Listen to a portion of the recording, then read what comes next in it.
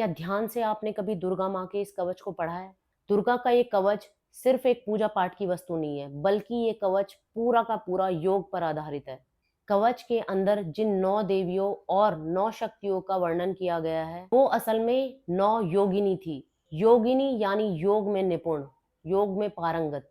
और इस कवच में आगे पूरे विस्तार से बताया गया है कि शरीर के एक-एक अंग की रक्षा और उसे स्ट्रेंथन कैसे करना है।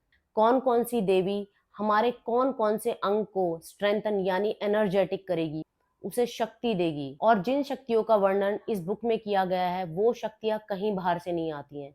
ये सारी शक्तियाँ हमारी आंतरिक शक्तियाँ हैं, जो अंदर से आती हैं, अंदर से महसूस करने पर आती हैं। यानी कि आप मान लीजिए एक तरीके का अफ़र्मेशन।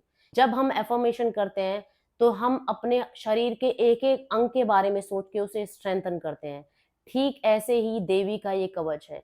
अगर आप सुबह शाम इस कवच को सिर्फ पूजा पाठ की एक वस्तु ना मानकर इसे एफर्मेशन की तरह यूज करते हैं, तो ये देवी का कवच आपके शरीर के हर अंग को, हर बाहरी दिशा को इतनी ज्यादा स्ट्रेंथन कर देगा और इतना ज्यादा प्रोटेक्टिव आपको फील होगा कि आपको कभी भी कमजोर महसूस नहीं होगा। आपकी विल पावर बहुत स्ट्रांग हो जाएगी और जिस भी फील्ड में आप जो भी काम करना चाहते हैं, उस काम को आप पूरे पैशन और एनर्जी के साथ कर पाएंगे। और जब आप पूरी पैशन, एनर्जी और कॉन्फिडेंस से भर के किसी भी काम को करते हैं, तो वो काम सफल ज़रूर होता है।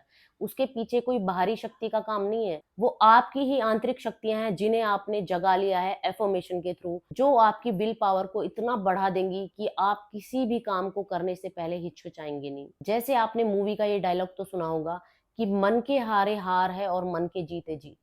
तो मन के हारे हार, अगर आप देवी का ही कवच पढ़ते हैं तो आप मन से कभी नहीं हारेंगे, और जो मन से नहीं हारता वो कभी नहीं हारता और ना ही उसे कोई हरा सकता है। देवी के इस कवच में हमारे बाहरी अंग और आंतरिक अंगों का भी वर्णन किया गया है कि कौन से अंग को कौन सी देवी प्रोटेक्शन देगी, और प्रोटेक्शन के साथ साथ कैसे वो उसे एनर्जेटिक और क्योर करेगी। इस कवच में मानव शरीर के एक एक बाहरी और आंतरिक अंगों का वर्णन किया गया है कि कौन सी दैवीय शक्ति हमारे किस किस अंग को रक्षा और शक्ति प्रदान करेगी। तो जो भी इंसान देवी के इस कवच का पाठ दिन में एक बार भी करेगा, वो अपनी आंतरिक शक्तियों से अपने आप को सारी शारीरिक और मानसिक बीमारियों को दूर कर लेगा। और आज की दुनिया में ये प्रूफ हो चुका है कि हमारी 70 से 80% बीमारियां सिर्फ मानसिक होती हैं।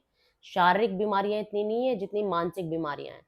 तो मानसिक बीमारियों को मानसिक स्तर पे ही ठीक किया जा सकता है। अगर आप सोचे कि मानसिक बीमारियां दवाई लेने से ठीक हो सकती हैं, तो ये पॉसिबल नहीं है। और इसीलिए हमारे समाज में ये सब पुस्तकें आई। जितने भी हमारे ऋषि मुनि थे जिन्होंने इस पुस्तक को बनाया होगा या लिखा होगा, वो भी ये जानते थे कि हमारी 70 से 80% बीमारियां सिर्फ मानसिक होती हैं, और मानसिक बीमारियों को मानसिक स्तर पे ही ठीक किया जा सकता है। दवाई गोलियों से मानसिक बीमारियां नहीं ठीक की जा सकती।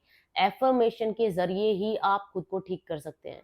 अनगिनत साइंटिस्ट ने प्रूफ किया है कि जितना काम हमारे शरीर पर दवाइयां करती हैं, उतना ही काम हमारे शरीर पर एफर्मेशन भी करती हैं। जितनी बार आप खुद को ये बोलते हैं कि हाँ मैं स्वस्थ हूँ, मैं ठीक हो रहा हूँ, उतनी ही स्पीड से आप ठीक होने लगते हैं। और ये कई बार प्रूव किया जा चुका है कि मानसिक स्तर पर आप शारीरिक और मानसिक दोनों बीमारियों को जल्दी से जल्दी ठीक कर सकते हैं।